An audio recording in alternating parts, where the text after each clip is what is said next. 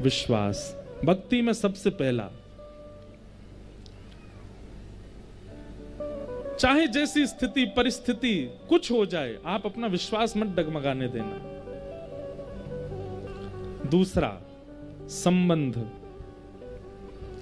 ठाकुर जी से जो आपका संबंध है उसका कभी विस्मरण मत करना। अगर एक बार आपने ठाकुर जी को भाई बोल दिया है तो फिर जीवन भर निभाइएगा, क्योंकि आप लोग तो केवल बोलते हैं पर ठाकुर जी दिल से सुन लेते हैं बात को। और फिर जब आप निर्वहन नहीं करते ना अपने संबंध का, तो ठाकुर जी को बहुत पीड़ा होती है।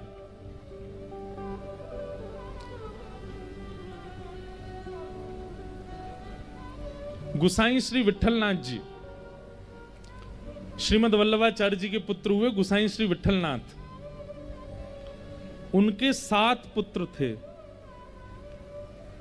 और 7 पुत्रों के ब्याह हो गए थे, 7 पत्नियां थीं घर में। लेकिन वो 8वें पुत्र के रूप में, अब 8वां तो नहीं कहेंगे, पहले पुत्र के रूप में ठाकुर जी को अपना पुत्र मानते थे, ठाकुर जी को अपना लाला मानते थे। बड़ी लीलाएं गुसाई श्री विठलनाथ जी की हमने कथा में सुनाई हैं। तो ठाकुर जी को अपना लाला मानते थे। सब लोग ध्यान से सुनना। तो एक बार एक मनहारन को उन्होंने अपने घर भेज दिया। बोले हमारी 7 बहू हैं, जाओ उनको चूड़ी पहना दो, जैसी उनकी रुचि हो वैसी। मनहारन आई, किसी ने लाल चूड़ी पहनी, किसी ने हरी चूड़ी पहनी, किसी ने, सब ने पहनी जैसी जिनकी योग्यता। 7 बहुएं पहन के चली गई। इतने में छोटी सी लाली आई और उसने अपने छोटे छोटे हाथ आगे किए, बोले हमें भी पहनाओ। तो मनहारन बोली, अरे तू कौन की लाली है? बोले मैं लाली तो बरसाने क्यों, पर गुसाई विठलनाथ जी की मैं भी बहू हूं, 8वीं बहू हूं। और 8वीं नहीं, ये सबरी दूसरे से 8वें तक मैं पहली बहू हूं गुसाई जी की। और छोटी सी बोले बहू बहू, तो मनहारन को तो बड़ी उस पर मतलब करुणता आवे, उसको ऐसे गले लगाने का मन करे। अरे लाली तू तो बड़ी सुंदर है, तेरो ब्याह है क्यों? बोले हाँ मेरो ब्याह है क्यों। अच्छा तेरो पति कहाँ है? और पति मंदिर में पुजवार हो है अपने यहाँ पे पति मंदिर में ठाड़ो है।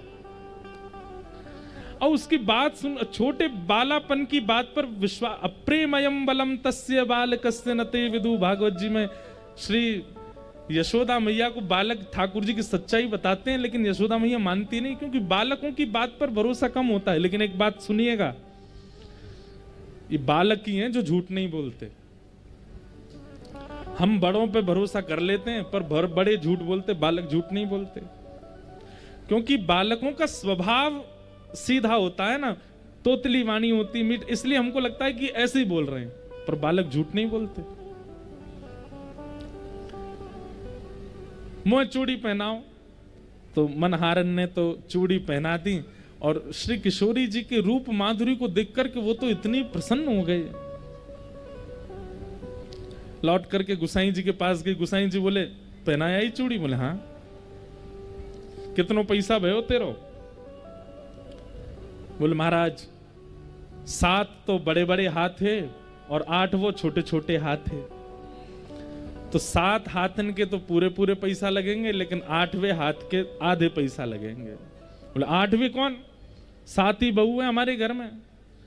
अरे नेक्स्ट इसी एक लाली ऐसी गदमदरासी, ऐसी ऐसी मीठी मीठी वाणी में बोल रही, वाकु चूड़ी पहना के आई मैं। गुसाई जी बोले जन कौन की छोरी है पहनाया ये, हम पे थोप रही है। हम हमारे घर में कोई लाली ना है, हमारे घर में 7 बहू हैं बस। अरे गुसाई जी मुझको पैसा को लोभ नहीं है, मैं तो वास्तविकता बता रही हूं। आपके घर में एक छोटी सी लाली आई, वो चूड़ी पहन के गई है। आप भले ही मुझको 7 बहुवन को ही पैसा दो, 8वीं को मत दो, पर मैं आपको बता रही हूं कि मैं 8 को पहना के आई हूं। एक छोटी सी लाली भी आती। गुसाई जी बोले नहीं मैं 7 को ही पैसा दूंगा। बोले आप 7 को दो, लेकिन मैं तो सच बताऊंगी। गुसाई जी ने उसको पैसा 7 बहुओं के हाथ के दे दिए। लौट करके घर गए, अपनी बहुओं से बोले तुम सबने चूड़ी पहन ली थी? बोले हाँ। कोई छोटी सी लाली भी आई थी? बोले नहीं और तो कोई नहीं आया, हमने ही पहनी है। बोले वही तो मैं उसको बोला कि हमारे घर में तो कोई है नहीं, कौन है पहनाया आई तू? गोसाई जी जैसे ही अपने कक्ष में गए तो रोज रात्रि में मानसी में प्रवेश करते थे, मतलब नेत्र बंद करके मानसी भाव में ठाकुर जी को सेज पर पौढ़ाते थे और सेज पर पौढ़ा करके मानो वहीं ठाकुर जी को कुछ लोरी सुनाते या पंखा झलते अपने मनोभाव में। गोसाई जी ने जैसे ही मनोभाव में प्रवेश किया, इतने में क्या देखते हैं, ठाकुर जी उदास बैठे हैं और किशोरी जी के नेत्रों में अश्रु बिंद है। गोसाई जी बोले, जय जय ताए गो, आप इतने उदास काहे को? श्री जी ये आपके नेत्रन में अश्रु बिंद क्यों? कहाँ है गो? मैंने कोई अपराध कियो या मंदिर में कोई से कोई अपराध बनो? किशोरी जी बोली, आप बस इनको लाला मानो अपनो, इन्हीं को लाला मान करके इनकी सेवा करोगे, इनको उठाओगे, इनको खवाओगे, इनको सुवाओगे, इनको अपना पुत्र मानो। कभी कोई पूछे कितने बालक, तो 8 बालक कहो, एक ये हैं, 7 आपके अन्य पुत्र हैं। अरे जब 7 पुत्रन की बहू आपकी बहू है सके, तो ये 8वें लाला की जो बहू है वाकू आपने अस्वीकार कैसे कर दियो? आज हमारे घर मनहारन चूड़ी पहनावे आई, सबरी बहुओं ने चूड़ी पहनी, मैं भी या घर की बहू क्योंकि आपके लाला हैं। मैं चूड़ी पहनवे गई तो आपने मेरे बट की चूड़ी को पैसा ही नहीं दियो। गुसाई जी तो भाव विह्वल हो गए, नेत्र सजल हो गए, बोले हे श्री जी, हे श्यामा जी, मुझको क्षमा कर दो। बोले नहीं, आप तो इन्हीं को लाला मानो, पर इन लाला की सर्वस्व हम हैं, आप हमको बेटे, हमको अपनी बहू ना मानो। गुसाई जी आधी रात में ही गए, मनहारन को दुगना पैसा दे के आए और आकर के ठाकुर जी से क्षमा याचना करने लगे, श्री जी से याचना करने लगे। ये बात हमने क्यों बताई? आपने तो संबंध माना, आपने मान लीजिए ठाकुर जी को अपना भाई माना, तो ठाकुर जी को भाई मानते ही ठाकुर जी के जितने संबंधी हैं वे भी सब आपके हैं। फिर किशोरी जी आपको अपना देवरी मानेंगी क्यों? आप ठाकुर जी को अपना भैया मानते हो, आप ठाकुर जी को अपना पुत्र मानते हो, तो श्री जी आपको अपना सास ससुर ही मानेंगी। बोले कि ये इनके बेटा हैं तो हम इनकी बहू हैं।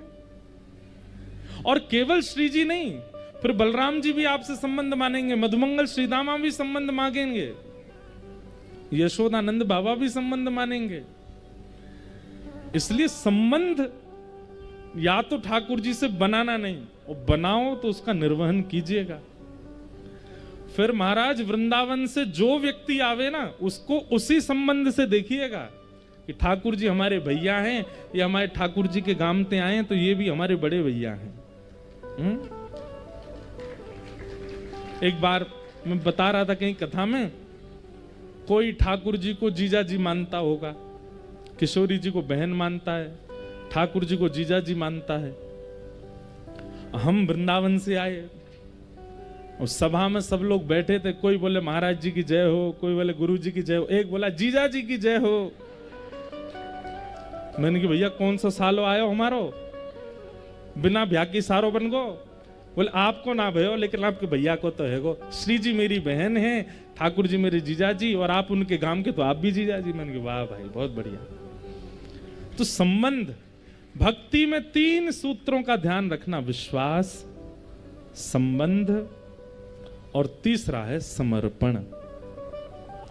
ठाकुर जी के प्रति समर्पण। समर्पण का मतलब क्या है? फिर चाहे एक बार ठाकुर जी के हो गए, फिर चाहे जीवन में जो हो, सब प्रसाद है, सबको स्वीकार करो।